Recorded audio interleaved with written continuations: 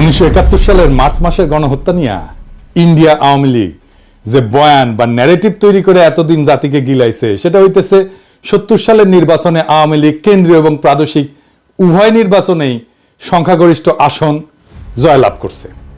সেই নির্বাচনে আওয়ামী লীগ কিভাবে এত আসন যেতে সেই আলাপে আজ আর গেলাম না। ইলিয়াস কাঞ্চন হাসতে হাসতে বলছে কিভাবে সে 70 সালের নির্বাচনে একাই অসংখ্য ভোট দিছে ভোট কেন্দ্রে গিয়া। এটা শুনে রাখেন। 70 ইলেকশনের সময় আমরা নিজেরা ক্যাম্প করেছি এবং আমি ভোটার কিন্তু হইনি, কিন্তু আমি নিজে কিন্তু ফলস ভোট দিয়েছি এবং একটা দুইটা না, অনেকগুলোই দিয়েছি। খালি ইলিয়াস কাঞ্চন না, আমাদের ব্যক্তিগত পরিচিত অসংখ্য ব্যক্তি আছে যারা ওই সময় ভোট দেওয়ার মতো বয়স না থাকা সত্ত্বেও আওয়ামী লীগের ক্যাডারদের সাথে ভোট কেন্দ্রে অসংখ্য ব্যালট পেপারে সিল মারে আসছে। আজকে আর তাদের নামধাম কইলাম না, এইসব আলাপ অন্য দিন হবে। আপনার আশেপাশে 70 নির্বাচনে ভোট দেওয়া আর অংশ নেওয়া এরকম কেউ থাকলে জিগায় দেখেন। পাকিস্তানের মার্শাল ল অথরিটি কেন এইসব দেখাও চুপ করে ছিল, সেটা আজকে এই আলাপ, সে আলাপে আসতেছি। আজকের আলাপ হবে মার্চ মাসে এবং তার আগে নির্বাচনের পর কি নেগোসিয়েশন, আলোচনা, আলাপ হয়েছিল এবং 25শে মার্চ রাতের ঘটনা কেন ঘটে, অবাঙালি মুসলমানদের সাথে তখন এবং তার আগে কি হয়েছিল। এপিসোডটা একটু দীর্ঘ হবে, আশা করি শেষ পর্যন্ত দেখবেন, অনেক অজানা ভয়ঙ্কর কাহিনী জানতে পারবেন। আমরা আগের ভিডিওতে আওয়ামী লীগের ভুয়া অর্থনৈতিক শোষণের বয়ানকে জয় বাংলা করছি, এইটাই যদি না দেখে থাকেন আবার দেখতে পারেন। মার্চ মাস নিয়ে ইন্ডিয়া আওয়ামী লীগ জাতি এবং দুনিয়াকে গিলাইছে একটা ন্যারেটিভ। এটা গিলাইছে মূলত ইন্ডিয়ান গণমাধ্যম এবং তাদের লেসপেন্সার আওয়ামী লীগের প্রোপাগান্ডার জোরে। এখন ভারতীয় গণমাধ্যম আর আওয়ামী লীগ প্রোপাগান্ডা কি মাল সেটাই প্রজন্ম বর্তমানে বাংলাদেশিরা হারে হারে টের পাইতেছে। দেখছেন না এইটারে? ये सबसे बड़ी खबर है और पाकिस्तान का एक कार्गो शिप भारत के बिल्कुल करीब खड़ा है। एमवी अल बखेरा नाम का ये जहाज बांग्लादेश के चांदपुर बंदरगाह में लंगर डाले बैठा है और सबसे बड़ी बात तो ये है कि इस पाकिस्तानी कार्गो शिप में 250 किलो आरडीएक्स, 100 AK-47 राइफल, जिसे बांग्लादेश में एक सुरक्षित जगह पर उतार लिया गया। যাই হোক, আসেন আমরা দেখি কি ছিল সেই বয়ান।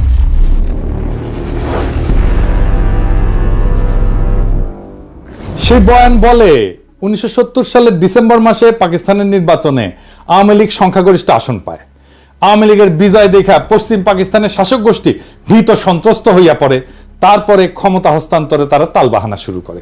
ইয়াহিয়া খান 1 মার্চ ঢাকায় হইতে যাওয়া জাতীয় পরিষদের অ্যাসেম্বলি স্থগিত করে যাতে আওয়ামী লীগ ক্ষমতায় যেতে না পারে। এর প্রতিরোধে আওয়ামী লীগ একটা শান্তিপূর্ণ অসহযোগ আন্দোলন গড়ে তোলে। ইয়াহিয়া ঢাকায় এসে আলোচনার নামে সময় ক্ষেপণ করে এবং 25শে মার্চ হঠাৎ কইরা ঘুমন্ত নিরস্ত্র শান্তিপূর্ণ বাঙালিদের উপরে ঝাঁপায় পড়া গণহত্যা শুরু করে। এরপর শুরু হয় বাঙালি জাতির মুক্তির সংগ্রাম এবং ভারত নিতান্ত মানবিক কারণে আগে এসে সামরিক অভিযান চালায়, পূর্ব বাংলাকে মুক্ত কইরা শত্রুর হাত থেকে বাংলাদেশকে স্বাধীন করে দেয়। তাই তো এটাই তো আমাদের মুক্তিযুদ্ধের মেড ইজি বয়ান, তাই না? এই বয়ান নিয়ে আলোচনা এবং আসল লোমহর্ষক ষড়যন্ত্র উন্মোচন করার আগে কিছু ব্যাপারে পরিষ্কার করে নিই। এই সমস্ত ব্যাপার বোঝা অত্যন্ত জরুরি। পুরো ষড়যন্ত্র বুঝতে হইলে আরেকটু আগে যাইতে হবে, আমাদের ভারত ভাগের টাইম থেকে শুরু করতে হবে। আসেন আল্লাহর নামে শুরু করি।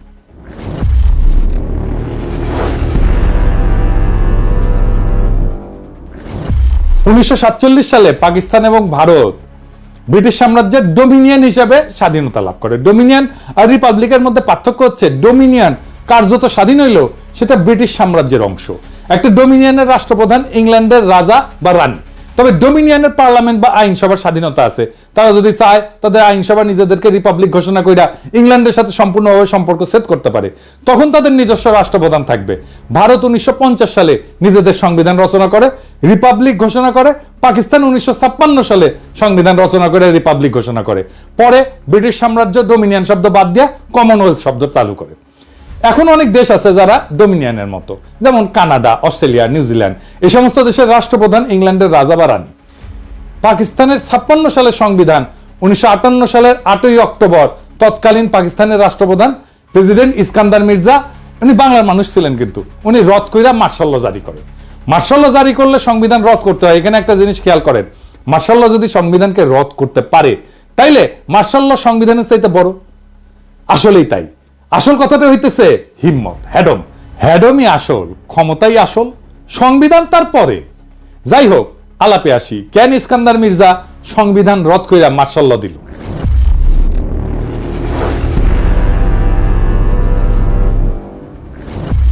এর পিছনে মূল কারণ ছিল পূর্ব পাকিস্তানের প্রাদেশিক পার্লামেন্টে আওয়ামী লীগ এবং শেরেবাংলা একে ফজলুল হকের কৃষক শ্রমিক পার্টির মধ্যে ভয়াবহ মারপিট হয়। পার্লামেন্টের ভিতরে ডেপুটি স্পিকার শাহেদ আলীকে পিটায় হত্যা করা হয়। এই মারামারিতে সোহরাওয়ার্দীর বডিগার্ড বডিগার্ড ওই নিজে অংশ নেয় এবং তার ব্যাগের মধ্যে শঙ্কর মাছের লেজের চাবুক থাকতো। তাকে সেই চাবুক বের করে মারামারি করতে সবাই দেখছে। স্পিকার শাহেদ আলীকে কে মারছে এটা বলা মুশকিল। তার মাথায় গুরুতর আঘাত লাগে এবং চিকিৎসাধীন অবস্থায় মারা যান। ওই সময় কেন্দ্রে প্রধানমন্ত্রী ছিল রিপাবলিকান পার্টির ফিরোজ খান নূন। আওয়ামী লীগ এবং কৃষক শ্রমিক পার্টির সাথে জোট কইরা বিভিন্ন কারণে তখনকার সরকার অনেক ফ্যাজাইল বা ভঙ্গুর ছিল, কারণ পার্টির সদস্যরা অন্য দলের সাথে আতাত করিয়া ফ্লোর ক্রসিং করে সরকারের বিরুদ্ধে ভোট দিয়ে সরকার ফেলাই দিত। এই সমস্ত কারণে প্লাস মির্জা নিজের স্বার্থে সংবিধান বাতিল করে মার্শাল ল জারি করে। মার্শাল ল মানে রাষ্ট্রের প্রেসিডেন্ট, চিফ মার্শাল অ্যাডমিনিস্ট্রেটর বিভিন্ন মার্শাল ল রেগুলেশন জারি করে রাষ্ট্র পরিচালনা করবে যতদিন না সংবিধান আসতেছে। রাষ্ট্রে কোনো আইনসভা থাকবে না। মার্শাল ল জারি করার পর ইস্কান্দার মির্জা যেই টেকনিক খেলা এতদিন রাজনীতিবিদদের ল্যাং মেরে আসছিল, সে একই টেকনিক খেলে সেনাবাহিনী কমান্ডার ইন চিফ আইয়ুব খানকে ল্যাং মারার পরিকল্পনা করে। আইয়ুব খান অন্য ধাতুতে গড়া মানুষ ছিল, রাজনীতিবিদদের মতো অত সহজে ফাঁদে পা না দিয়া নিজে ইস্কান্দার মির্জাকে গদি থেকে ভাগায় দেয়, জয় বাংলা করে দেয়।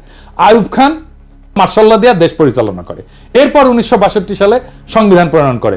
1956 এবং 62 এই দুই সংবিধানেই পাকিস্তানের দুই প্রদেশ পশ্চিম পাকিস্তান এবং পূর্ব পাকিস্তানকে প্যারিটি অথবা সমতা দেওয়া হয়।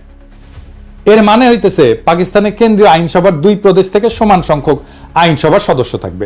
যেমন 62 থেকে 65 সালে পাকিস্তানের তৃতীয় আইনসভায় পূর্ব পাকিস্তানে 78 জন, পশ্চিম পাকিস্তানে 78 জন ছিল।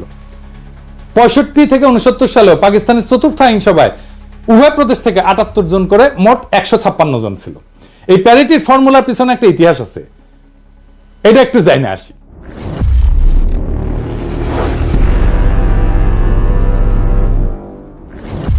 পাকিস্তানের প্রথম গণপরিষদ, যেটা 47 সালের 10 আগস্ট গণপরিষদ এবং আইনসভা হিসাবে শপথ গ্রহণ করে, সেটাতে প্রথমে 69 জন সদস্য নির্বাচিত হয়ে আসছিল। এদের মধ্যে 44 জন ছিল পূর্ব পাকিস্তান থেকে, 17 জন পাঞ্জাব, 4 জন সিন্ধু, 3 জন সীমান্ত প্রদেশ এবং 1 জন বেলুচিস্তান থেকে ছিল। অর্থাৎ সদস্য সংখ্যা দেশের জনসংখ্যার অনুপাতে ছিল। তখন এই 5টা প্রদেশ মিলে পাকিস্তান তৈরি হয়েছিল। পরে এই অ্যাসেম্বলির সদস্য সংখ্যা 100 পর্যন্ত বাড়ানো হয়। এই প্রথম গণপরিষদ 1947 থেকে 1954 সাল পর্যন্ত থাকে, কিন্তু 7 বছরেও সংবিধান প্রণয়ন করতে ব্যর্থ হয়। এই সংবিধান প্রণয়নের জটিলতা এবং দীর্ঘসূত্রিতার মূল কারণ ছিল সংবিধানে পাকিস্তানের ভবিষ্যৎ আইনসভায় কোন প্রদেশ কয়টা আসন নেবে এইটা নিয়ে একটা বিশাল গ্যাঞ্জাম তৈরি হয়েছিল। পাকিস্তানে ফেডারেল ব্যবস্থার সরকার প্রস্তাব করা হয়। ফেডারেল মানে বিভিন্ন প্রদেশের নিজস্ব সরকার, আইনসভা, বিচার বিভাগ থাকবে প্রাদেশিক পর্যায়ে। কেন্দ্রীয় বা ফেডারেল পর্যায়ে একটা কেন্দ্রীয় সরকার বা আইনসভা থাকবে। কেন্দ্রীয় আইনসভা 2 কক্ষ প্রস্তাব করা হয়। 2 কক্ষ বিশিষ্ট আইনসভার ইতিহাস হচ্ছে, এটা মূলত ইংল্যান্ডের কালচার, যেখানে হাউস অব কমন্স আর হাউস অব লর্ডস আছে। কমন্সের সদস্যরা জনগণের সরাসরি ভোটে নির্বাচিত হয়। লর্ডসের সদস্যরা রাজা কর্তৃক অ্যাপয়েন্টেড হয়। লর্ডসের সদস্যরা অভিজাততন্ত্রের সদস্য এবং চার্চ অফ ইংল্যান্ডের বিশপরাও এর সদস্য। যে কোনো আইন পাশ করতে হলে 2 কক্ষেই পাশ করা লাগে। অভিজাত আর বিশপদেরকে ইংল্যান্ডের রাষ্ট্রে গুরুত্বপূর্ণ স্টেক হোল্ডার মনে করা হয়। এই জন্য এদের জন্য একটা উচ্চ কক্ষ আইনসভা বানায়, যারা কমন্সের পাশ করা বিল স্ক্রুটিনাইজ করে, দেখে নিজেদের মধ্যে ভোটাভুটি করে অ্যাপ্রুভ করে অথবা রিজেক্ট করে। আমেরিকা যখন ইংল্যান্ড থেকে স্বাধীনতা লাভ করে তখন প্রথমে 13টা কলোনি ছিল। এদের মধ্যে জনসংখ্যায় সবচেয়ে বড় ছিল ভার্জিনিয়া এবং সবচেয়ে ছোট ছিল রোডস আইল্যান্ড। আমেরিকা যখন তাদের ফেডারেল সংবিধান রচনা করতে যায় তখন ছোট রাজ্যগুলো বড় রাজ্যগুলোর সাথে ইউনিয়ন করতে চায় নাই। কেন চায় নাই? এর কারণ হইল তারা ভাবতো বড় রাজ্যগুলো আইনসভায় জনসংখ্যার ভিত্তিতে আসন পাইলে মেজরিটি আসন পাবে, ফলে তারা ছোট রাজ্যগুলোর সাথে প্রস্তাব করা যে কোনো বিল ভোট দিয়ে হারাই দিতে পারে। তখন একটা কম্প্রোমাইজ পদ্ধতি গ্রহণ করা হয়, যেখানে আমেরিকার ফেডারেল আইনসভা ইংল্যান্ডের মতো 2 কক্ষ বিশিষ্ট হবে। যেহেতু আমেরিকানরা কোনো অভিজাততন্ত্র এলাও করেনি, সেই জন্য ইংল্যান্ডের মতো বিশপ আর অভিজাতদের দিয়ে কোনো কক্ষ থাকবে না, এই প্রশ্ন ওঠেনি।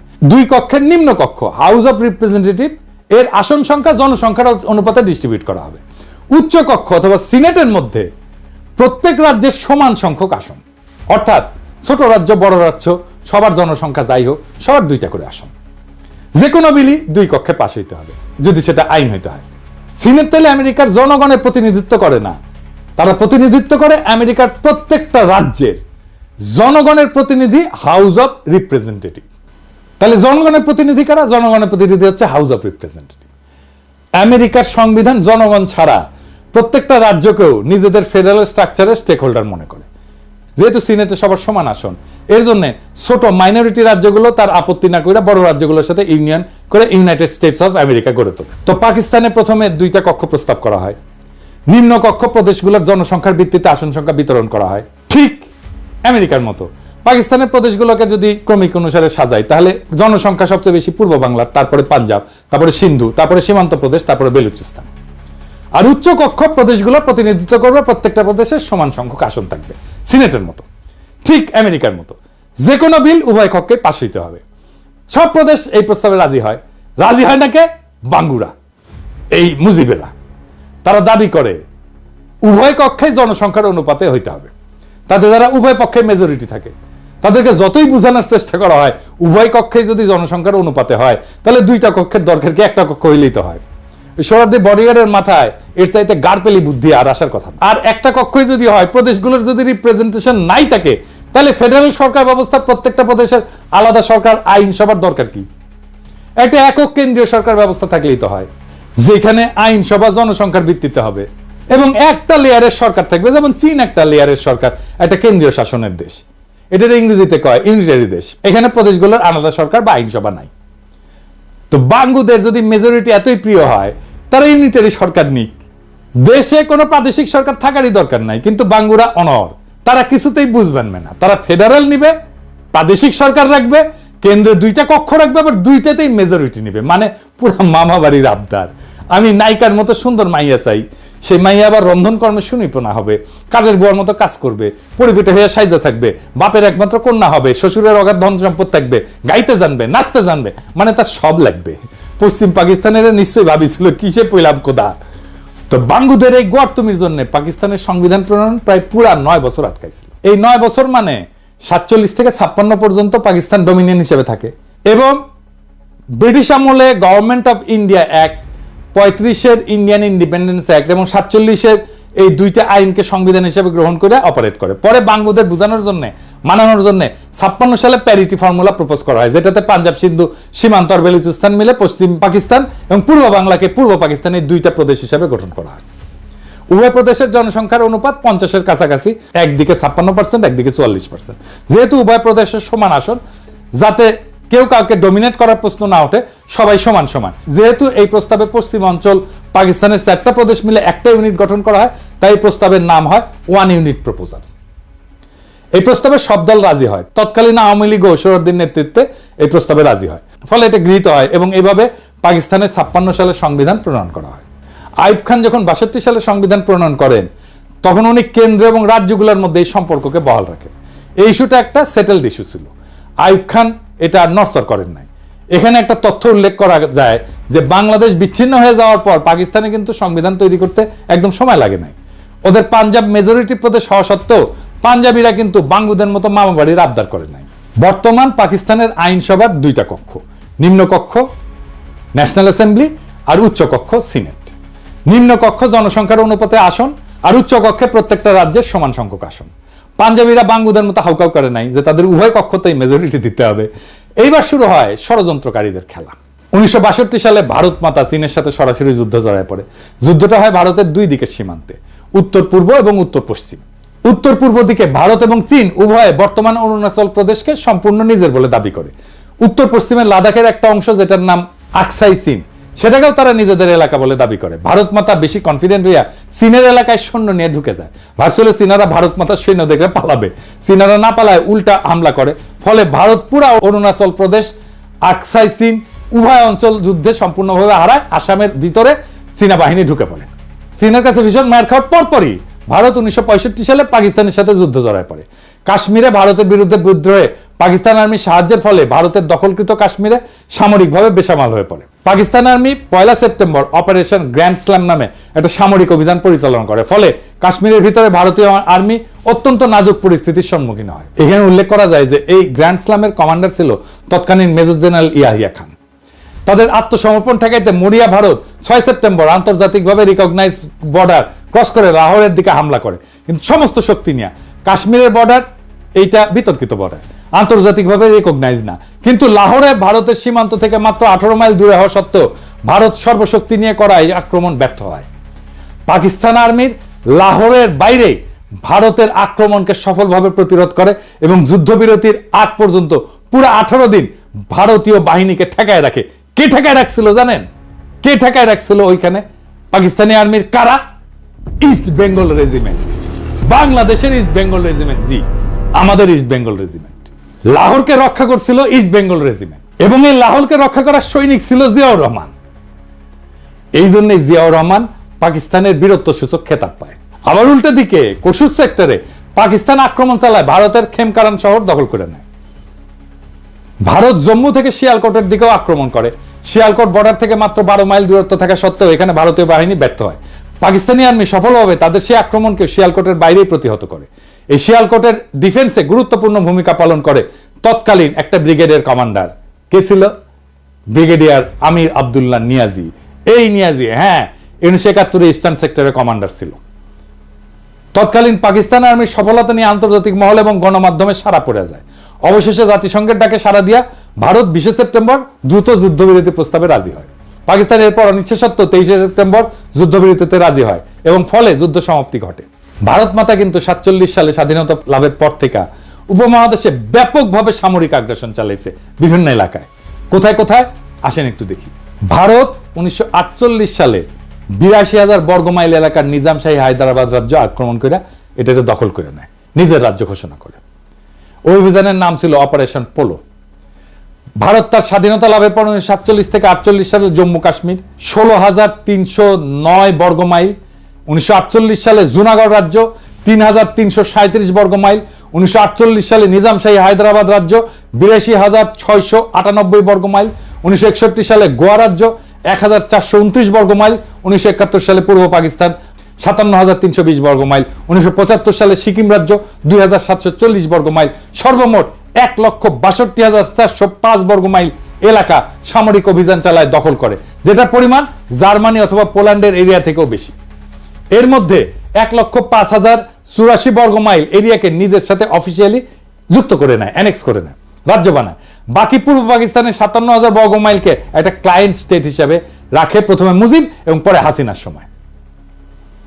অধীনস্থ জনপদ, একটা কলোনি, প্রায় উপনিবেশ।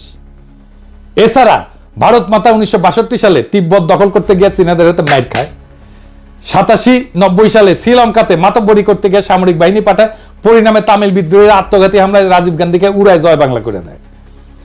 দ্বিতীয় বিশ্বযুদ্ধের পর এত বড় এরিয়া আর কোন দেশ সামরিক হামলা করে দখল করে, যেটা ভারত মাতা করেছে। মজার ব্যাপার হচ্ছে এরপরেও এদের প্রোপাগান্ডার এমনই জোর যে আন্তর্জাতিক মিডিয়া সবাই পাকিস্তানকে যুদ্ধবাদ দেশ মনে করে আর ভারত মাতাকে গান্ধীর নেংটি পড়া অহিংস শান্তিবাদী দেশ ভাবে। এত বড় একটা যুদ্ধবাজ দেশ যে 62 থেকে 65 সালে 3 বছরের মধ্যে চীন এবং তার থেকে ক্ষুদ্র পাকিস্তানের মার খাওয়ার পর হন্যা হইয়া পাকিস্তানকে খণ্ডিত করতে উদ্গ্রীব হইয়া ওঠে এবং পরিকল্পনা ফাঁদে। কি পরিকল্পনা ফাঁদে?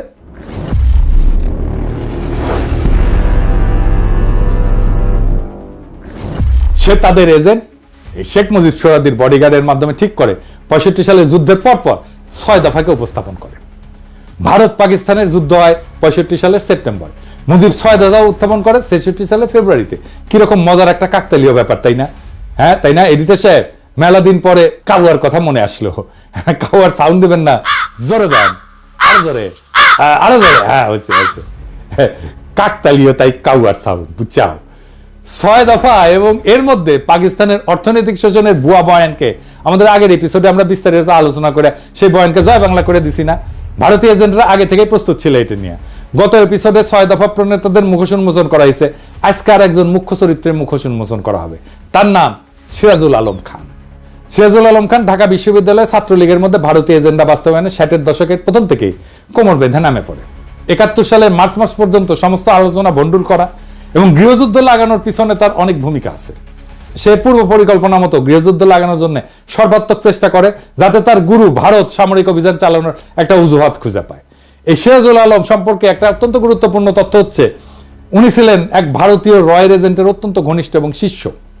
তিনি মাঝে মাঝে কলকাতায় যেতেন এবং গেলে সেই এজেন্টের কলকাতার ভবানীপুরের রাজেন্দ্রপুর লেনের বাসাতেই উঠতেন এবং থাকতেন।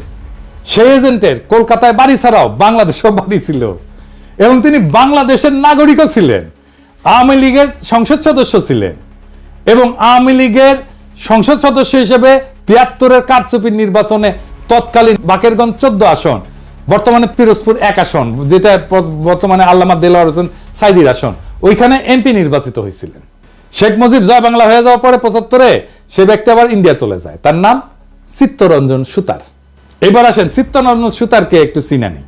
এই চিত্তরঞ্জন সুতার 1971 সালের পর ইন্দিরা গান্ধীর সাথে দেখা কইরা বাংলাদেশকে পুরোপুরি ভারতের সাথে যুক্ত করা, মানে যেভাবে হায়দ্রাবাদ, সিকিম, গোয়া, কাশ্মীরের মতো ভারত একটা প্রদেশ করছিল, ওইরকম প্রদেশ করতে বলছিল। ভারত প্রথমে আওয়ামী লীগের সাথে 7 দফা চুক্তি করে সেই পথে আগাচ্ছিল। পরে বিভিন্ন কারণে ইন্দিরা গান্ধী বাংলাদেশকে ক্লায়েন্ট স্টেট হিসেবে রাখাটাকে ডিসাইড করে। পরবর্তীতে কংগ্রেসের প্রেসিডেন্ট জ্ঞানী জৈল সিং এটাকে ইন্দিরার সবচেয়ে বড় ব্লান্ডার হিসেবে আখ্যা দিছিল।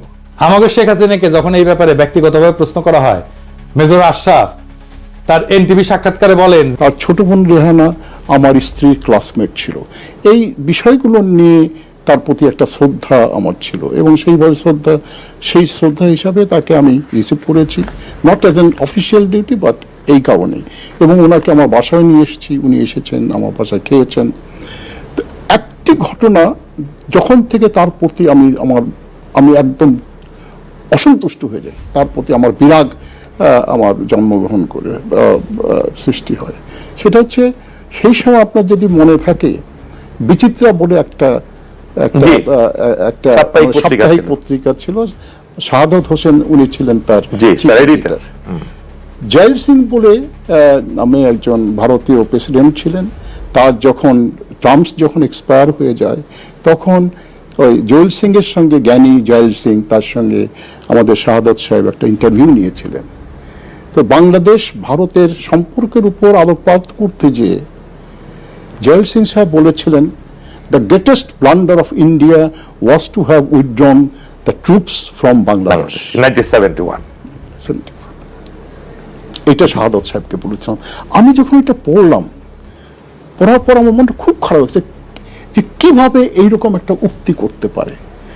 তো এর কিছুদিন পরেই শেখ হাসিনা যখন আসলেন, ওনাকে আমি বললাম, আমি তাকে রিসিভ করে জানেন, আমি বললাম যে ম্যাডাম আপনি জানেন এরকম একটা বক্তব্য দিয়েছে, and you know what was her response? সে তো ঠিকই বলেছে। উত্তর ছিল, সে তো ঠিকই বলছে। এদের কাছে স্বাধীন বাংলাদেশ ছিল বাংলাদেশের মানুষকে উজবুক বানানোর একটা মূলা। এরা সবসময় নিজেদেরকে ভারতের প্রদেশ হিসেবে কল্পনা করে। এদের পূর্ব বাংলার মুসলমানদের সংস্কৃতি, ধর্ম নিয়ে ব্যাপক বিদ্বেষ। পৃথিবীর সর্ববৃহৎ মুসলিম রাষ্ট্র হিসেবে পাকিস্তান এই উপমহাদেশের মুসলমানদের বাসভূমি হিসেবে টিকে থাকলে এদের এজেন্ডা বাস্তবায়নে ব্যাপক বাধা আসবে। সেই জন্যই পাকিস্তানকে ভাঙতে হবে।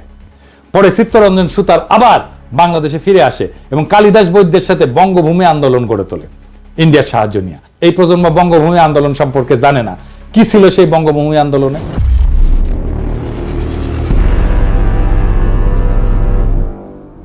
এই আন্দোলন হচ্ছে দক্ষিণবঙ্গের খুলনা, ফরিদপুর, পটুয়াখালী, বরিশাল এই অঞ্চলে একটা হিন্দু রাষ্ট্র গড়ে তোলার জন্য সশস্ত্র সংগ্রাম। 1996 থেকে 2001 আওয়ামী লীগের সময় এই আন্দোলন হঠাৎ করে কাকতালীয়ভাবে বন্ধ হয়ে যায়। এরপরে বিএনপির সময় আসলে এটা আবার ভারতের এজেন্ডা বাস্তবায়ন করতে নেমে পড়ে। 2004 সালে ফেব্রুয়ারি মাসে এরা হিন্দু প্রজাতন্ত্রের ঘোষণা দিয়ে আবার অ্যাক্টিভ হয়। ভারত তাদেরকে অ্যাক্টিভ করে রহস্যজনকভাবে। এর ঠিক পরে সেই 2004 সালে বাংলাদেশে গ্রেনেড হামলা থেকে শুরু করে একের পর এক নাটক ঘটা শুরু করে। ভারত তার পরিকল্পনা অনুযায়ী বাংলাদেশকে অস্থিতিশীল করে তোলে। 2007 সালে ভারতের ঘোড়া উপহার পাওয়া কুলাঙ্গার মইনুল আহমেদ ভারতের 111 প্লেবুক মতি মাহমুদের সাহায্যে বাস্তবায়ন করলে ভারতের আর বঙ্গভূমির মাধ্যমে ষড়যন্ত্র করার দরকার থাকে না। ম্যাজিকের মতো সাথে সাথে বঙ্গভূমি আন্দোলন ভ্যানিশ হয়ে যায়। এরপরের ইতিহাস সবার জানা। এই হচ্ছে সিরাজুল আলম খানের আসল রূপ। এইবার আগের কথায় ফিরে আসে।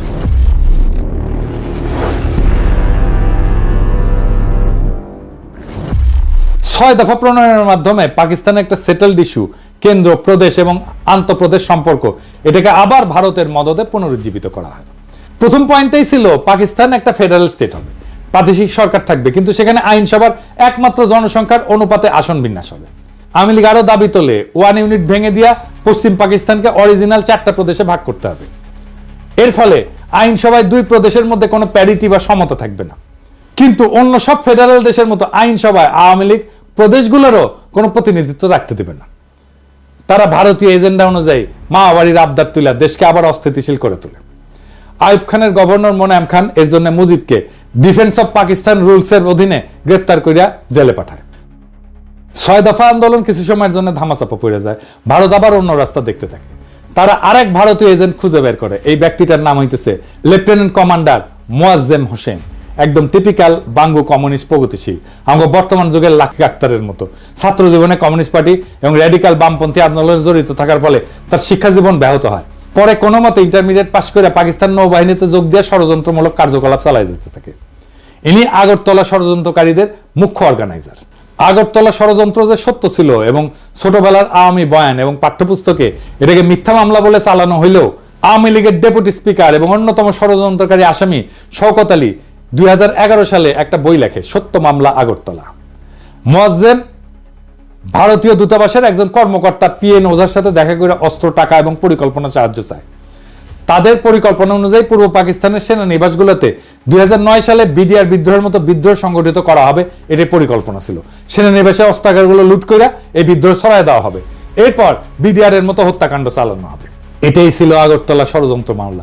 এই জন্যই আমরা মনে করি বিডিআর হত্যাকাণ্ড এটা ইন্ডিয়া ঘটাইছে, কারণ এটা তাদের পুরনো অভ্যাস। 1967 সালের শেষ দিকে এই পরিকল্পনা ফাঁস হয়ে যায় এবং পাকিস্তান গোয়েন্দা সংস্থা সময় মতো কয়েকজন ষড়যন্ত্রকারীদের গ্রেপ্তার করে। এরপর আসামিদের লিস্টে শেখ মুজিবকে 1 নম্বর আসামি করা হইলে অনেকে অবাক হয়ে প্রশ্ন তোলে, মুজিব তো 66 সালে কারাগারে, সে কিভাবে এই ষড়যন্ত্রের সাথে যুক্ত হয়? এর উত্তর হচ্ছে, ভারত এত বড় বিদ্রোহ সংগঠন খালি পাকিস্তান সামরিক বাহিনীর এক কর্মকর্তার উপরে ছেড়ে দিয়ে ভরসা পাচ্ছিল না। তারা পূর্ব পাকিস্তানের একটা রাজনৈতিক দলের সাপোর্ট খুঁজতেছিল। সেই দল হচ্ছে আওয়ামী লীগ এবং তার প্রধান এবং তাদের পুরনো এজেন্ট শেখ মুজিবের সাথে যোগাযোগের একটা রাস্তা তারা হন্যায় হয়ে খুঁজতেছিল। মুজিব তখন জেলে বন্দী, তারা তখন একটা রাস্তা বের করে ফেলে। কি সেই রাস্তা? পিএন ওঝা পুরান ঢাকার একটা গোপন বাড়িতে আওয়ামী লীগের এক নেতার সাথে এই ব্যাপারে আলোচনা করত। এরপর আওয়ামী লীগের সেই নেতা বিভিন্ন ঘুরপথের রাস্তায় শেখ মুজিবের ধানমন্ডি 32 নম্বর বাড়িতে যাইত। সেইখানে সে বেগম মুজিবকে সব তথ্য বইলা বেগম মুজিবের সাথে করে জেলে যাইত মুজিবের সাথে পারিবারিক সাক্ষাৎকারের সময়। বেগম মুজিব এবং উক্ত নেতা জেলে মুজিবকে ওঝার সাথে হওয়া সমস্ত কথা বলতো, এর বিপরীতে প্রয়োজনীয় দিক নির্দেশনা নিত। তৎকালীন জেলে মুজিবকে পরিবারের সাথে রেগুলার দেখা এবং কথা বলার সময় দিত পাকিস্তান সরকার। পাকিস্তানের চৌকস গোয়েন্দা বাহিনী ষড়যন্ত্রে আভাস পেয়ে পিএন ওঝাকে গভীর পর্যবেক্ষণের অধীনে আনে। তারা ওঝার সমস্ত চলাচল পর্যবেক্ষণ করে এবং আওয়ামী লীগের নেতার সাথে পুরান ঢাকার বাড়িতে মিলিত হওয়ার দৃশ্য পর্যবেক্ষণ করে। এরপর উক্ত নেতার মুজিবের বাড়িতে যাওয়া এবং বেগম মুজিবের সাথে কারাগারে মুজিবের সাথে দেখা করতে যাওয়াটা পর্যবেক্ষণ করে। এই সমস্ত তথ্যের ভিত্তিতে মুজিবকে আগরতলা ষড়যন্ত্র মামলার 1 নম্বর আসামি করা হয়। এই মামলার সমস্ত আসামিকে পাবলিকলি বিচার করার জন্য ট্রাইব্যুনাল তৈরি করে বিচার কার্য শুরু করা হয়। এই সমস্ত তথ্যের রেফারেন্স হচ্ছে ঢাকা বিশ্ববিদ্যালয়ের রাষ্ট্রবিজ্ঞান বিভাগের অধ্যাপক গোলাম ওয়াহেদ চৌধুরী, জিডব্লিউ চৌধুরী নামে পরিচিত ছিল, ওনার রচিত বই last days of United Pakistan. উনি সেই সময় পাকিস্তান সরকারের একজন মন্ত্রী ছিলেন এবং মন্ত্রী থাকাকালীন এই মামলা সংক্রান্ত গোয়েন্দা ফাইলে আসল তথ্য দেখেন। ওনার স্ত্রীকে আমরা চিনি, অধ্যাপিকা দিলারা চৌধুরী, এখনো বেঁচে আছেন এবং জাহাঙ্গীরনগর বিশ্ববিদ্যালয়ের শিক্ষক। এরপর 68 সালের শেষ দিকে পশ্চিম পাকিস্তান এবং পূর্ব পাকিস্তানে Bhutto People's Party, Bhasani NAP, Awami League এবং কমিউনিস্ট পার্টি সবাই আইয়ুবের বিরুদ্ধে একটা আন্দোলন শুরু করে। এই আইয়ুব বিরোধী আন্দোলনের নেপথ্যের কাহিনী অত্যন্ত জটিল এবং সময় হলে অন্য একদিন এটা নিয়ে আলাপ করা যাবে। উভয় পাকিস্তানে উক্ত আন্দোলনের ফলে 69 সালের মার্চ মাসে আইয়ুব খানের পতন হয় এবং আগরতলা মামলার বিচার কাজ বাদ দিয়া আসামিদেরকে ছেড়ে দেওয়া হয়। তারপরে কি হয়? রাজনৈতিক দলগুলো দাবি তোলে যে আইয়ুবের 62 সালের সংবিধান বাতিল করতে হবে এবং নতুন গণপরিষদের নির্বাচন দিতে হবে। প্রধান রাজনৈতিক দলের সম্মতিক্রমে এবং কথা মতো পাকিস্তান সেনাবাহিনীর commander in chief Yahya Khan সংবিধান বাতিল করে মার্শাল ল জারি করেন।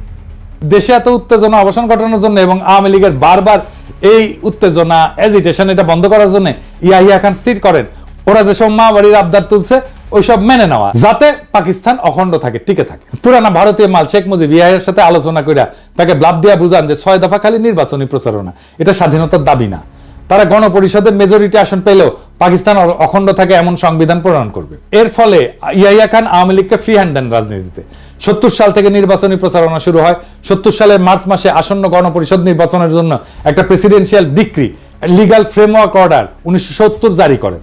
উক্ত অর্ডারে 6 দফা এবং আওয়ামী লীগের দাবি অনুযায়ী পাকিস্তানের 1 ইউনিটকে ভেঙে সর্বসম্মত 5টা প্রদেশ করা হয় পূর্ব পাকিস্তান সহ। আসন্ন গণপরিষদ 1 কক্ষ বিশিষ্ট আইনসভা হবে, যেটাতে জনসংখ্যার অনুপাতে আসন বিতরণ করা হবে। এর ফলে আসন্ন গণপরিষদে পূর্ব পাকিস্তান থেকে মেজরিটি আসন থাকবে। মানে 300টার ভেতরে 162টা আসন। অর্থাৎ আওয়ামী লীগের সমস্ত এক্সট্রিম দাবি ইয়াহিয়া খান মেনে নেয়, এইটা ভেবে যে এরা যদি ক্ষমতার রেসপন্সিবিলিটি পায় তখন উগ্র বিচ্ছিন্নতাবাদের দাবি তুলবে না। কিন্তু ভারত এবং তার চর মুজিব আগাগোড়া খালি মূলা দেখাইছে যে লীগ একবার খালি নির্বাচনে জিতুক, এরপর তারা আর কোনো শোরগোল তুলবে না, পাকিস্তান যাতে অখণ্ড থাকে সেরকম একটা সংবিধান বানাবে। ইয়াহিয়া আওয়ামী লীগ ভারতের সাজানো এই ফাঁদে পা দেয়। এর ফলে মার্শাল ল অথরিটি আওয়ামী লীগকে নির্বাচনী প্রচারণাতে যা খুশি বলার স্বাধীনতা দেয়। অন্য দল মুসলিম লীগ এবং জামাতের সভা আওয়ামী লীগ তাদের গুন্ডা দিয়ে ভন্ডুল করে খুন খারাপি করলো, মার্শাল ল অথরিটি আওয়ামী লীগের বিরুদ্ধে একটা স্টেপও নেয় না। নির্বাচনে আওয়ামী লীগের ভুয়া অর্থনৈতিক বৈষম্যের পরিসংখ্যান প্রচার করা সত্ত্বেও কোনো জবাব দেওয়া হয় না। এর ফলে নির্বাচনে আওয়ামী লীগের ক্যাডাররা এক একজন অসংখ্য ভোট দিল, মার্শাল ল অথরিটি কোনো হস্তক্ষেপ করেনি। কারণ হচ্ছে ইয়াহিয়া খান আসলে বিশ্বাসই করতে পারেননি মাইনরিটিরা বিচ্ছিন্নতা চায়, মেজরিটি কখনো আলাদা হবে। এই দেখেন 70 সালে ওনার একটা সাক্ষাৎকার। Separatism? I do not believe that people of East Pakistan want to separate from West Pakistan. They are the majority people of Pakistan. How should a majority separate from a minority? If you hear these notes, if you hear these rumblings, let me assure you, this is not the real voice of my people. এরপর ওনার আরেকটা সাক্ষাৎকার নির্বাচনের পর, কি পরিকল্পনা ওনার। After these elections, is it your intention to remain as president, or will you, as you said many times, get back to being an army man? Well, my intention of remaining a president has nothing to do with me. In the process of democracy, the government will elect their president. And unless I offer myself for that election, I can't remain a president. And I'm not offering myself to be president. You will not? No, I'm not offering myself president. I'm not, my temperament is not this way, my makeup is not that way. I joined the army as a professional soldier. I remain so. And my biggest aim is to go back to my army. I have only 2-3 years left of service before I retire. So, in the process, if I happen to be in charge of running this country for a year and a half or 2 years,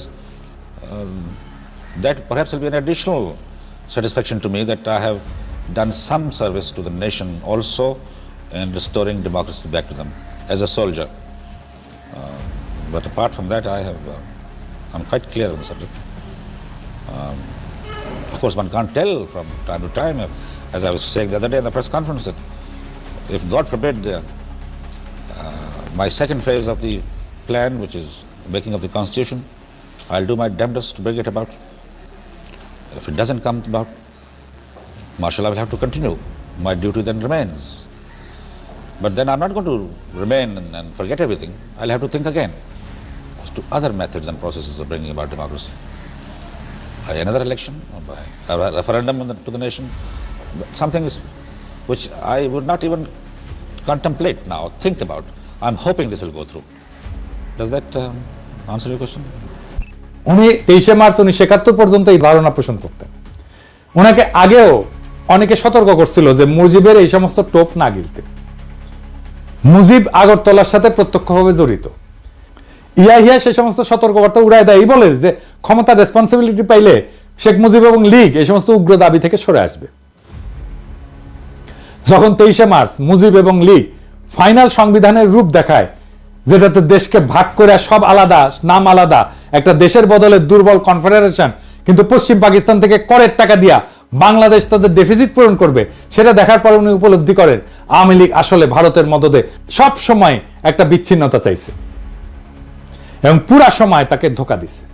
70 সালের ডিসেম্বরের নির্বাচনের পর এইভাবে লীগ যখন গণপরিষদে majority আসনে জিতে, ইয়াহিয়া খান জানুয়ারিতে পূর্ব পাকিস্তানে আইসা মুজিবের সাথে দেখা করে তাদের পূর্ব নির্ধারিত শর্ত অনুযায়ী মুজিবের তৈরি সংবিধান দেখতে চান। মুজিব সেটা দেখাইতে অস্বীকার করে। এইবার প্রথমবারের মতো ইয়াহিয়া খান লীগের আসল বদমতলব বুঝতে পারে। ঠিক এই সময় ভারত তাদের পরিকল্পনা মতো আর একটা সাজানো নাটক বাস্তবায়ন করে, রহস্য উপন্যাসের মতো সেই ঘটনা।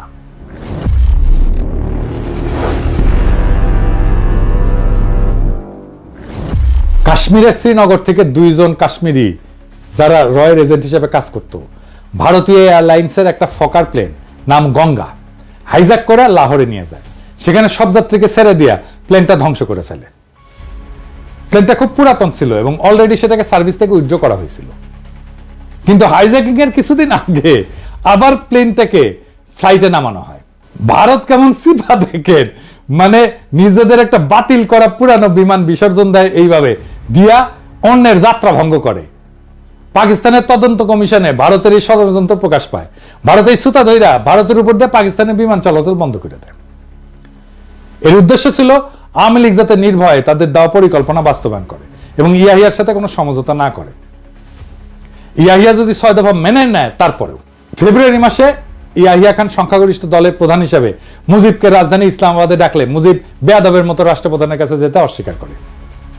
এর ফলে ইয়াহিয়া এবং সবার সন্দেহ ঘনীভূত হয় যে মুজিব এবং লীগ সরল বিশ্বাসে এই নেগোশিয়েট করতেছে না এবং এদের আগরতলা ষড়যন্ত্রের ভূমিকা ইয়াহিয়া ভালো করে জানা ছিল। তিনি সবার মতো সতর্কবাণী সত্ত্বেও মুজিব এবং লীগের সব দাবি মেনে নিয়ে নির্বাচনের ব্যবস্থা করছিলেন এবং মুজিবকে সেই নির্বাচনে ফ্রি হ্যান্ড দিছিলেন। এরপর আর একটা জটিলতা দেখা দেয়। ভুট্টো এবং তার পিপলস পার্টি পাকিস্তানের দ্বিতীয় বৃহত্তম দল হিসেবে আবির্ভূত হয় নির্বাচনে।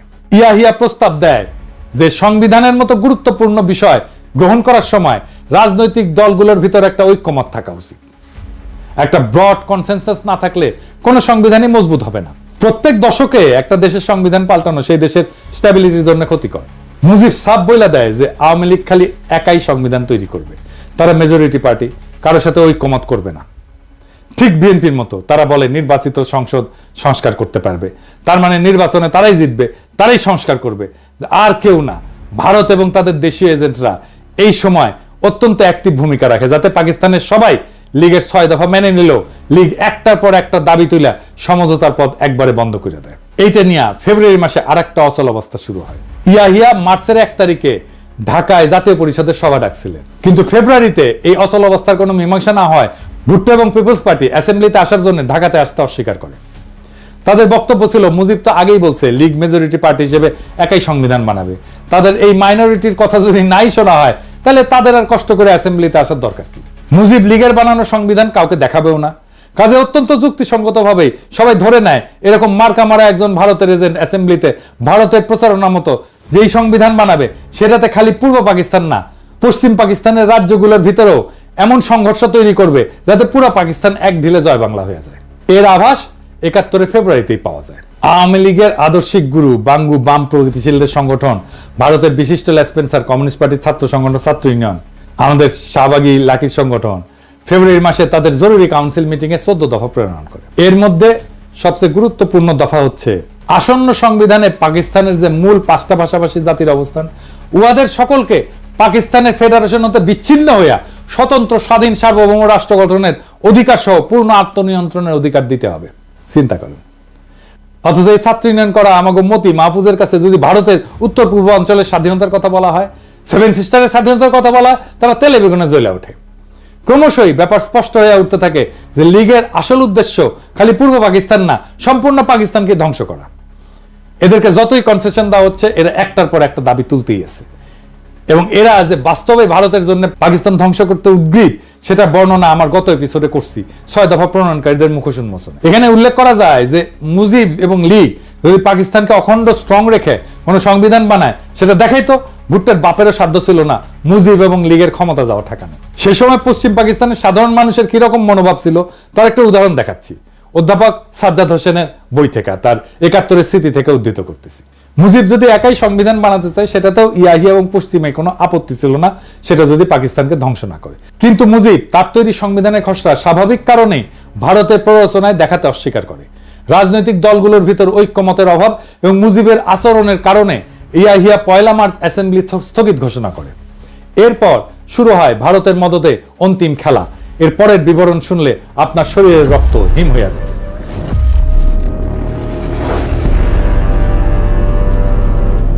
প্রথমে আমাদের জানতে হবে 71 সালে তৎকালীন পূর্ব পাকিস্তানে অবাঙালি মুসলমান কারা। 47 সালে দেশভাগের পর ভারতের উত্তরপ্রদেশ, বিহার, হায়দ্রাবাদ থেকে অসংখ্য মুসলমান পাকিস্তানে হিজরত করে। এদের কিছু অংশ পশ্চিম পাকিস্তানে যায়, কিছু অংশ পূর্ব পাকিস্তানে এসে বসবাস শুরু করে। পূর্ব পাকিস্তানে এদের সংখ্যা আনুমানিক কয়েক মিলিয়ন ছিল।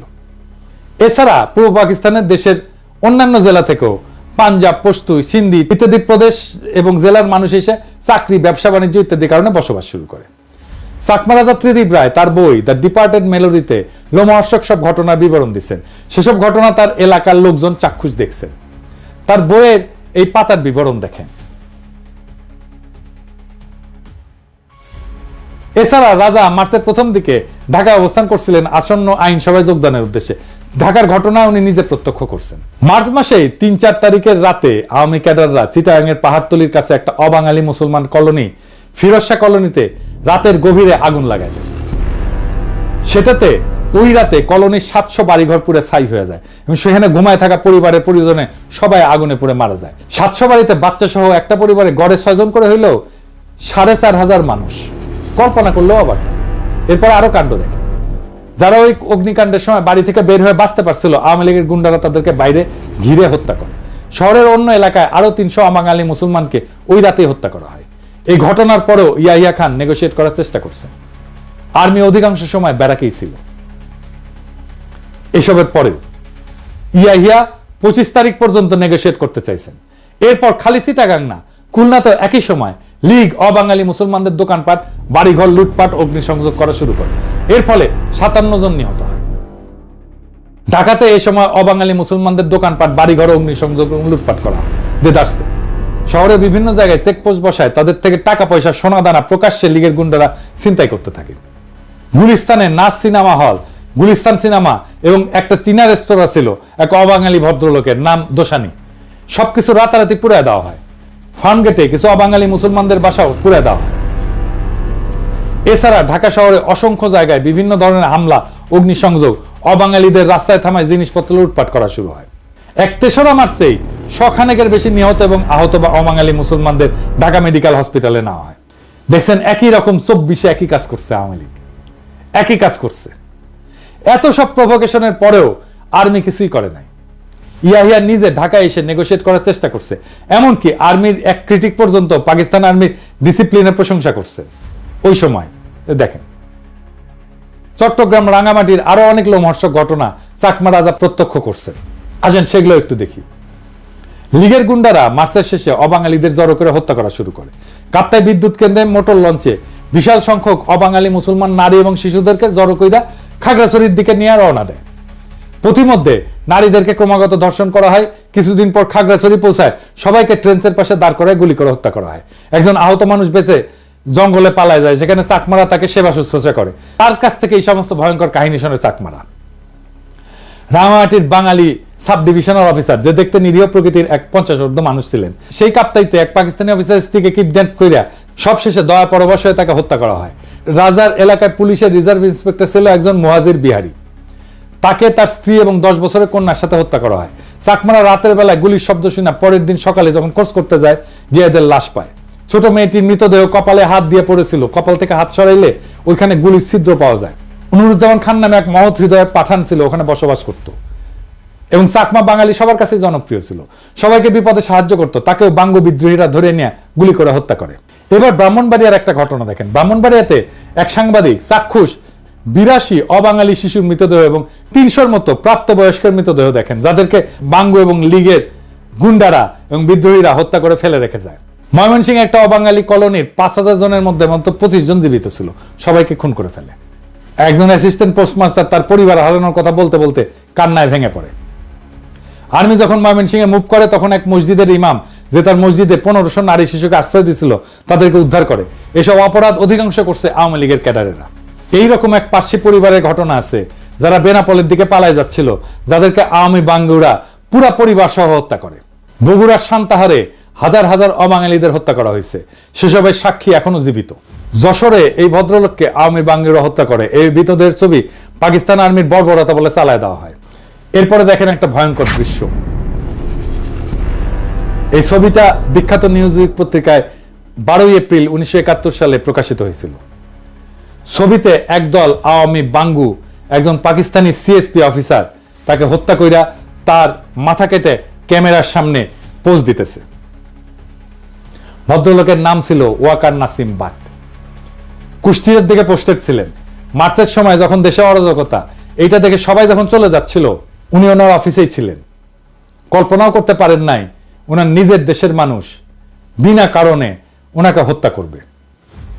জয়দেবপুর ক্যান্টনমেন্টে বাঙালি সৈন্যরা বিদ্রোহ করে যাওয়ার সময় পশ্চিম পাকিস্তানি জেসিও অফিসারদের কোয়ার্টারে ঢুকে তাদের পুরো পরিবারকে হত্যা করে রেখে যায়। এসব ভয়ঙ্কর ঘটনার সম্পূর্ণ বিবরণ পাঠ করতে গেলে 1001 আরব রজনী পার হয়ে যাবে। এখানে সব নাম, তারিখ, প্রত্যক্ষদর্শী, বিবরণ, রেফারেন্স সহ দেওয়া আছে, যেখান থেকে কয়েকটা মাত্র আপনাদেরকে শোনালাম। আমি বাঙ্গুরে কি আশা করে এরপর নিজেদের পরিবার এবং অন্যদের সাথে এই সমস্ত ভয়ঙ্কর দৃশ্য মার্চের একদম প্রথম থেকে দেখার পর পাকিস্তানি আর্মি কি তাদের জড়ায় ধরে চুমা দিবে? এরপরও প্রথম 25 দিন ইয়াহিয়া খান একদম চুপ ছিল, এই আশায় যে হয়তো আওয়ামী লীগ শেষ পর্যন্ত কোনো মীমাংসাতে আসতেও পারে। কিন্তু হায়, উনি যদি জানতেন ভারত এবং আওয়ামী লীগ আরো কি দাবি রাখছে সামনে। আওয়ামী বাঙ্গুরা কিন্তু এই সমস্ত আকাম গণহত্যা করে ঠিকই ভারতে পালিয়ে গেছিল। যাওয়ার সময় লগে করে এক গাদা ব্যাংক লুটের টাকাও নিয়ে গেছিল। ওইসব টাকা দিয়া তারা সোনাগাছিতে বিছানা কাঁপাইছে, মৌজ মাস্তি করছে, দেশের মানুষকে আর্মির চোখে অপরাধী করে চরম বিপদের মুখে ফেলে নিজেরা ভাগছে। এখন যেমন হাসিনা আর লীগের পান্ডারা ভারতে ভাগছে, ঠিক সেই রকম। জেনারেল নিয়াজি কিন্তু মার্চে এখানে ছিল না। জেনারেল একটা উক্তি নিয়ে বাঙ্গুরা খুব হইচই করে। উক্তিটা ছিল এরকম যে আমি এই বেজম্মা জাতের চেহারা পাল্টাই দিব, তারা আমাকে কি পাইছে। এই উক্তিটার ব্যাকগ্রাউন্ড হচ্ছে জেনারেল নিয়াজি 9 থেকে 10 এপ্রিল এই ফ্রন্টের দায়িত্ব নিয়ে এখানে আসে। 10 এপ্রিল উনি টেক ওভার করে হেডকোয়ার্টারে একটা ব্রিফিং নিচ্ছিলেন। ওই ব্রিফিং এ চিটাগাং, রাঙ্গামাটি, ময়মনসিংহ, সান্তাহার, খুলনা, যশোর, সারা দেশের এই সমস্ত লোমহর্ষক কাহিনী শুনতে শুনতে উনি হঠাৎ করে ইমোশনাল হয়ে উত্তেজিত হয় এবং এই উক্তিটা করেন। পরে কয়েকদিন পর মাথা ঠান্ডা করে 15 এপ্রিল আর একটা কঠোর অর্ডার জারি করে, যেখানে পাকিস্তানি আর্মির কেউ যদি কোনো প্রতিহিংসামূলক কিছু করে তাদের বিরুদ্ধে কঠোর ব্যবস্থা নেওয়ার অর্ডার দেন। দেখেন, এরপরেও আপনারা দেখেন এত সব ভয়ঙ্কর ঘটনার পরও পশ্চিম পাকিস্তানে কোনো বাঙালির বিরুদ্ধে একটা প্রতিশোধমূলক ঘটনা ঘটছে? ঘটে নাই। এমনকি পূর্ব পাকিস্তানে সোহরাওয়ার্দীর বডিগার্ডের পুরা গোষ্ঠীকে খাওয়ায় পড়ায় রাখলো। হাসিনার গর্ভে নমরুদের ডেলিভারি করলো হাসপাতালে নিয়ে গিয়ে। যেসব বাঙালি বিদ্রোহ করে নাই তারাও বহাল তবিয়তে থাকলো। বিমান বাহিনীর মতিউর রহমান দেশে ছুটি শেষ করিয়া আবার পশ্চিম পাকিস্তানি ইউনিটে জয়েন করলো। এরকম অসংখ্য ঘটনা আছে। তো মার্চ মাসে অ্যাসেম্বলি স্থগিত করার পর যখন ভারতীয় নীল নকশাতে আওয়ামী লীগ সারা দেশে অবাঙালি মুসলমানদের উপর তাণ্ডব হত্যাযজ্ঞ শুরু করে, Yahya Khan 6 March অ্যাসেম্বলির date 25 March ঘোষণা করেন। এরপর 15 মার্চ উনি প্রেসিডেন্ট হয়ে নিজে এসে মুজিবকে বোঝানোর ট্রাই করেন, যাতে আওয়ামী লীগ নিজের ইচ্ছা মতো এজেন্ডা বাস্তবায়নে ক্ষমতা চাইলে ক্ষমতা নিক, কিন্তু পাকিস্তান যাতে ধ্বংস না হয়। মার্চ 15 থেকে 23 পর্যন্ত এই আলোচনা চলে। এই নেগোসিয়েশনের ডিটেইলস বর্ণনা সিজন অ্যান্ড রোজ এই বইয়ের এই গবেষণা বইতে আছে। মার্চের 16 থেকে 17 দিকে আলোচনাতে নিয়ে আওয়ামী লীগ আসলে কি চায় সেটা জানতে চায়। আওয়ামী লীগ বলে ইমিডিয়েট মার্শাল ল উইথড্র করে প্রোক্লেমেশন জারি করতে হবে। ইয়াহিয়া এই প্রস্তাবে রাজি হয়। আওয়ামী লীগ চায় গণপরিষদের অধিবেশন বসতে হবে। গণপরিষদের 2টা কমিটি থাকবে, একটা পূর্ব পাকিস্তানের আর একটা পশ্চিম পাকিস্তানের। 2 কমিটি প্রাদেশিক সংবিধান তৈরি করে পরে একত্র হয়ে একটা যৌথ সংবিধান বানাবে। সংবিধান তৈরি হওয়ার আগ পর্যন্ত মাঝখানে অন্তর্বর্তীকালীন সময়ে ইয়াহিয়া রাষ্ট্রপতি হিসেবে থাকবে। রাজনৈতিক দলগুলো থেকে মন্ত্রী নিয়োগ দিয়ে একটা ক্যাবিনেট গঠন করবে। ইয়াহিয়া সব প্রস্তাবে রাজি হয়ে 19 মার্চ আওয়ামী লীগকেই বলে যে ওরা যা চায় সেভাবে প্রোক্লেমেশনটা ড্রাফট করে দিতে। উনি এটা জারি করে দিবেন। উনার এই প্রস্তাবে আওয়ামী লীগ হকচকায় যায়। উনি যে এইভাবে সবকিছু দিয়ে দিবে সেটা তারা ভাবতেও পারে না। এইভাবে যদি ক্রাইসিস আসলেই সলভ হয়ে যায় তাহলে তো ভারত এবং তার সর সিরাজুল আলম খান এবং আওয়ামী লীগ যে গৃহযুদ্ধ বাজানোর পরিকল্পনা করছে সেটা ভেস্তে যায়। তারা এবার গাইগুই করে বলে প্রোক্লেমেশন ইয়াহিয়াকে ড্রাফট করতে হবে। ইয়াহিয়ার টিম সেদিনই আওয়ামী লীগের সমস্ত দাবি যুক্ত করিয়া একটা প্রোক্লেমেশন ড্রাফট করে দেয়। সেই প্রোক্লেমেশনে আওয়ামী লীগের স্বায়ত্ত শাসনের সমস্ত দাবি ইনক্লুড করা হয়। আওয়ামী লীগ যদি সত্যি অটোনমি চাইতো তারা সেই প্রস্তাব লুফে নিত। কি ছিল সেই প্রোক্লেমেশনে? ওনার সেই বই থেকে, যে সিজন অ্যান্ড রোজের বই থেকেই আমরা এই প্রোক্লেমেশনটা দেখি, পড়ে শোনাই। মূলটা এডি পাবেন, ইংরেজিতে লিখেছে। ইংরেজি যেহেতু লিখেছে তাহলে ঠিকই লিখেছে, আমি বাংলায় করছি। 1 নাম্বার, প্রাদেশিক মন্ত্রিসভাগুলোর কাছে শপথ অনুষ্ঠান পরিচালনার সঙ্গে সঙ্গে সামরিক আইন কার্যকরভাবে বাতিল হবে। 2 নাম্বার, 1969 সালের 4 এপ্রিলের অস্থায়ী সংবিধান আদেশ, প্রভিন্সিয়াল কনস্টিটিউশনাল অর্ডার একটা নতুন সংবিধান কার্যকর না হওয়া পর্যন্ত মৌলিক আইন হিসেবে বলবৎ থাকবে। 3 নাম্বার, অন্তর্বর্তীকালীন সময়ে ইয়াহিয়া রাষ্ট্রপতি হিসেবে দায়িত্ব পালন করবেন। 4 নাম্বার, রাষ্ট্রপতি অস্থায়ী সংবিধান আদেশ এবং 62 সালের সংবিধান অনুসারে ক্ষমতা প্রয়োগ করবেন। 5 নাম্বার, পূর্ব ও পশ্চিম পাকিস্তানের প্রতিনিধিদের মধ্যে থেকে একটা কেন্দ্রীয় মন্ত্রিসভা গঠন করা হবে। 6 নাম্বার, জাতীয় পরিষদ 1962 সালের সংবিধান অনুযায়ী কার্যক্রম চালাবে। তবে পূর্ব পাকিস্তানের জন্য সীমাবদ্ধতা এবং সংশোধনী সমূহ পৃথকভাবে নির্ধারণ করে নেওয়া হবে। 7 নাম্বার, প্রাদেশিক পরিষদগুলোর কার্যাবলী 1962 সালের সংবিধান অনুযায়ী হবে, তবে পূর্ব পাকিস্তানের জন্য বিশেষ ব্যতিক্রম থাকবে। 8 নাম্বার, প্রাদেশিক গভর্নরদের রাষ্ট্রপতি নিয়োগ করবেন প্রাদেশিক সংসদীয় দলের নেতৃবৃন্দের সাথে পরামর্শ করে। তারা রাষ্ট্রপতির ইচ্ছাধীনভাবে দায়িত্ব পালন করবেন এবং তাদের সহায়তার একটা মন্ত্রিসভা থাকবে, যার নেতৃত্বে একজন মুখ্যমন্ত্রী থাকবেন, যিনি গভর্নরকে পরামর্শ এবং সহায়তা প্রদান করবেন। 9 নাম্বার, প্রাদেশিক সরকার গঠনের 7 দিনের মধ্যে 2টা সংবিধান কমিটি, একটা ঢাকা এবং একটা ইসলামাবাদে গঠন করা হবে, যার কাজ হবে প্রত্যেকটা প্রদেশের জন্য সংবিধানে অন্তর্ভুক্তির জন্য প্রয়োজনীয় বিশেষ বিধান এবং শর্তাবলী নির্ধারণ করা। জাতীয় পরিষদ কর্তৃক সংবিধান প্রণয়নের আগে রাষ্ট্রপতি এই কমিটিগুলো আহ্বান করবে। 10 নাম্বার, যদি কোনো প্রদেশের গভর্নর বা অন্য কোনো সূত্রে রাষ্ট্রপতির কাছে প্রতীয়মান হয় প্রদেশের সরকার কার্যকরভাবে পরিচালিত হতে পারছে না, তাহলে রাষ্ট্রপতি একটা প্রোক্লেমেশনের মাধ্যমে ওই প্রদেশের নির্বাহী কার্যাবলীর সব বা কোনো একটা নিজের হাতে নিতে পারবেন। ইয়াহিয়া এত কিছুর পর, এত অবাঙালিদের উপরে হত্যাযজ্ঞের পরেও, এই সমস্ত কনসেশন দিয়া প্রোক্লেমেশন সাবমিট করার পরেও আওয়ামী লীগ আবার হকচকায় যায়। তারা তাদের গুরু ভারত এবং তাদের এজেন্টদের কথা মতো আরো মামাবাড়ির আবদারের মতো একটার পর একটা শর্ত জুড়ে দিতে থাকে, যাতে আলোচনা ভেস্তে যায় এবং গৃহযুদ্ধ লাগে। তাদের পূর্ব পরিকল্পনা মতো ওই গৃহযুদ্ধে ভারত হস্তক্ষেপ করে পূর্ব বাংলাকে তার ক্লায়েন্ট বানাবে। এরপর তারা ওপার বাংলা আর ভারত মাতার সাথে মিলে একাকার হয়ে যাবে এবং রবীন্দ্রসঙ্গীত গাইতে গাইতে বাকি জীবন পার করে দিবে। এবার দেখেন ভারতীয় এজেন্ট সিরাজুল আলম খানের আরেক সহচরে আসমা আব্দুর রবের নিজের মুখে বর্ণনা। 24শে মার্চ অনির্ধারিতভাবে মুজিব ইয়াহিয়ার সাথে দেখা করে এবং তিনি যখন গণভবনে যান দেখা করতে, তখন আমি তার গাড়িতে স্বাধীন বাংলার পতাকাটা জোর করে লাগিয়ে দেই, যদিও ওনার ইচ্ছার বিরুদ্ধে। এবং সেদিন তিনি সর্বশেষ বলে আসেন যে পশ্চিম পাকিস্তান থেকে বাঙালি যে সেনাবাহিনী আছে তাদের বাংলাদেশে পাঠিয়ে দিতে হবে, 2টা কারেন্সি করতে হবে, আলাদা স্টেট ব্যাংক করতে হবে, এমন কিছু দাবি উনি উত্থাপন করেন যেগুলি করলে আসলে পাকিস্তান এক পাকিস্তান থাকে না। 23শে মার্চ আওয়ামী লীগ ওই প্রোক্লেমেশনের উত্তরে এবার নিজেদের প্রোক্লেমেশন জমা দেয়।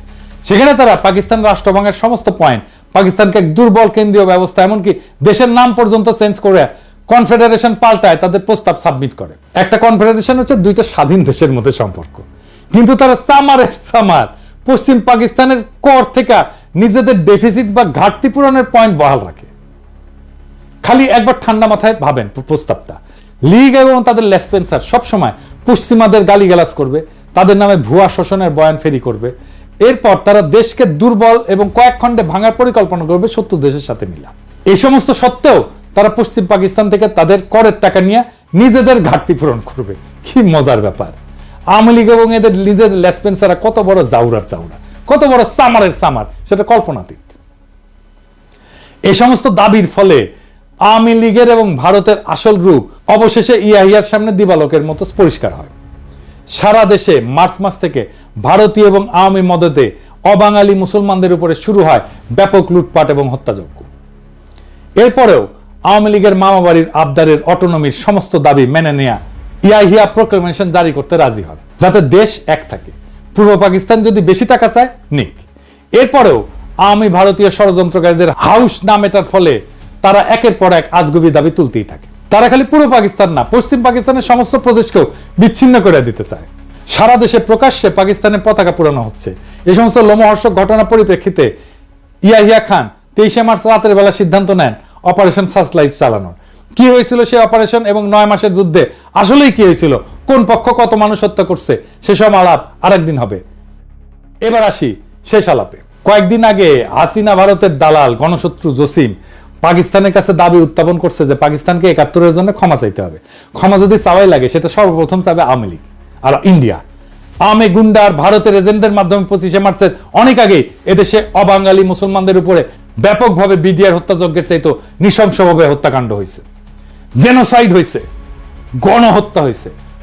এই গণহত্যা তারাই শুরু করছে। আওয়ামী লীগের গত জুলাই আগস্টের এত মানুষ মেরাও ক্ষমা চাওয়া তো দূরের কথা, সেটা তারা আয়না ঘর নিয়ে হাসি মস্করা করে। এদের কাছে জাতি আর কি আশা করে? কাজে পাকিস্তানে ক্ষমা চাওয়ার দাবি জসিমের গোয়া দিয়ে ঢুকায় দেওয়া হবে।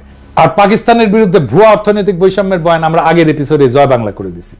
এরপর যদি কেউ আবার এই সমস্ত ভারতীয় বয়ান মাথায় না পাকিস্তানের কাছ থেকে টাকা চায়, জসিমরে জনগণ তার অফিস থেকে খালি গায়ে ধরে না রাজপথে বিচার করবে, আর সেই টাকা তার পুটকি দিয়ে ঢুকায় দেওয়া হবে।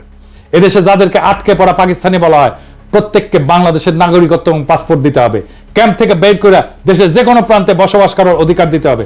ওইসব ক্যাম্প আমরা বুলডোজার দিয়ে ঘুরাই দিয়া আওয়ামী ফ্যাসিবাদের জাদুঘর বানায় রাখবো। নাজি জার্মানদের কনসেন্ট্রেশন ক্যাম্প এখন যেরকম জাদুঘর। আমাদের নতুন ইতিহাস লিখতে হবে, আমাদের নতুন ভাবে ইতিহাস পড়তে হবে। আমাদের যে ইতিহাস ভুলায় রাখা হয়েছিল, ভুল ইতিহাস শেখানো হয়েছে, সেইখান থেকে আমাদের নতুন ইতিহাস শিখতে হবে। নিজেদের জাতির ইতিহাস, নিজেদের বঞ্চনার ইতিহাস, আমাদের প্রতারণার ইতিহাস, কিভাবে আমাদের জাতিকে প্রতারিত করা হয়েছে, দুর্বল করা হয়েছে এবং জাতির উপরে যুদ্ধ চাপায় দেওয়া হয়েছে। আমাদের এই নতুন বয়ান তৈরি, ইতিহাসের এই নতুন বয়ান তৈরি চলমান থাকবে। ইনকিলাব জিন্দাবাদ।